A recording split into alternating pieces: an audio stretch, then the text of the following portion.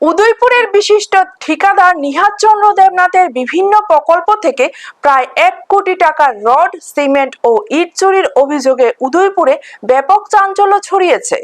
ঘটনায় গোকুলপুর এগ্রিকালচার চৌমুহনী এলাকার বাসিন্দা বিপদ পাল ও তার ছেলে অভিজিৎ পালের বিরুদ্ধে রাধাকিশোরপুর থানায় লিখিত অভিযোগ দায়ের করা হয়েছে। অভিযোগ, ঠিকাদারের সাথে যাতায়াতের সুবাদে বিভিন্ন প্রকল্পের অবস্থান ও নিরাপত্তার তথ্য জেনে রাতের আধারে মালামাল সরাতেন বিপদ পাল। সম্প্রতি টেপানিয়া নেশামুক্তি কেন্দ্রের কাজ চলাকালীন সিসিটিভি ফুটেজে বোলেরো গাড়িতে করে রড নিয়ে যেতে দেখা যায় অভিযুক্তকেই। অভিযুক্তরা ঠিকাদারের বাড়িতে গিয়ে ক্ষমা চেয়ে অর্থ ফেরত দেওয়ার প্রতিশ্রুতি দিলেও তা মেটাননি। স্থানীয়ভাবে বিজেপি সমর্থক পরিচয়ে প্রভাব খাটিয়ে এই কাণ্ড ঘটানো হয়েছে বলে দাবি করা হলেও পুলিশ সিসিটিভি ফুটেজ ও তথ্যের উপর ভিত্তি করে ঘটনার তদন্ত শুরু করেছে। ব্যুরো রিপোর্ট, নিউজ তৎকাল 24।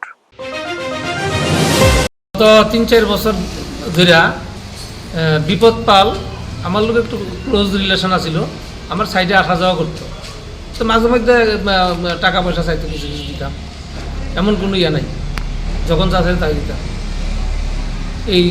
এরপরে আমার প্রত্যেকটা সাইডের থেকে এই গত 3-4 বছরে পরে যখন ধরা শর্টেজ দেখি, কেবল শর্টেজ দেখি, মাল কাজে লস আইতে আছে, কাজে যেটা যে পরিমাণ প্রফিট হওয়ার কথা সেই পরিমাণ প্রফিট হয় না, কাজে লস আইতে আছে এবং মাল শর্টেজ দেখা যাইতেছে। প্রায় সময় সিমেন্ট চুরি হয়, রড চুরি হয়, ইট চুরি হয়।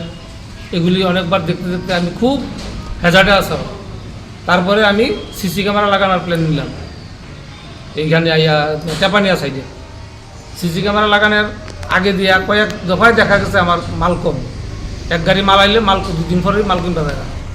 তারপরে সিসি ক্যামেরা লাগানোর পরে এই ধরা পড়ছে 2 দিন। আমার ওয়ার্কাররা দেখছে গাড়ি ভর্তি মাল নিছে, রাত্র 3টার সময় আইসে, লোকজন নিয়ে আইসে, গাড়ি নিয়ে আইসে, 7-8 জন লেবার নিয়ে আইসে, আইনা গাড়ি ভর্তি করছে। তারা আওয়াজ পাইয়া একটা গাড়ি রডের বোধহয় নিচে পড়ে গেছিলো, আওয়াজ পাইয়া সবাই বাইরেছে, বাইরে এসে তারা দেখছে। এগুলি সিসি ক্যামেরার ফুটেজেও ধরা আছে, দেখা গেছে। কেমন টাকার আপনার ক্ষয়ক্ষতি? আমার এই 3-4 বছর প্রায় 1 কোটি টাকার কাছাকাছি মাল চুরি। আপনারা দেখছেন নিউজ তৎকাল 24।